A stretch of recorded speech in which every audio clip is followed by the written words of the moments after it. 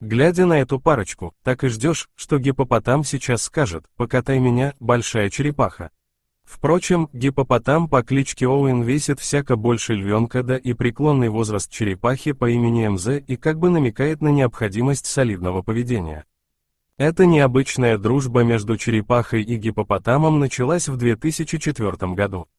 Оуэн жил до этого в Кении со своей семьей, но потерял всех своих близких после цунами, случившегося тогда в Индийском океане. Животное определили в Халлер-парк, один из заповедников Кении. Хотя гиппопотамчик уже на тот момент времени весил пару сотен килограмм, был очень слаб. Попытаться его пристроить в какую-нибудь другую гиппопотамью семью было бы опрометчиво, самцы не смогли бы принять малыша, убив его, как потенциального конкурента. Но Оуэн неожиданно сам нашел себе новую семью в лице 130-летней черепахи по имени МЗИ. Последняя не сразу оценила широту души и добрые порывы юного гиппопотама, стараясь долгое время избегать с ним контактов. Однако Оуэн оказался тем еще упрямцем. Гигантская черепаха сдалась, и вскоре эта необычная дружба стала крепкой и знаменитой на весь мир. Животные, спустя год, стали лучшими друзьями.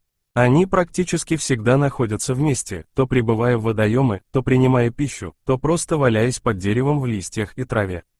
Оуэн со временем перенял привычки черепахи, он не только спит ночью, в отличие от других гиппопотамов, но и прекрасно поедает черепашу пищу. Наверное, эти отношения лучше было бы назвать отношениями матери и сына, чем дружбой. Хотя животные резвятся, как равные, что черепахам в принципе не свойственно. Оуэн становится с каждым днем все больше и больше, чем МЗ, которая изначально втрое превышала размер гиппопотама. Скорее всего, работники заповедника будут вынуждены разделить животных, чтобы Оуэн из-за своей любвеобильности и игривости не раздавил или не затоптал бедную МЗИ.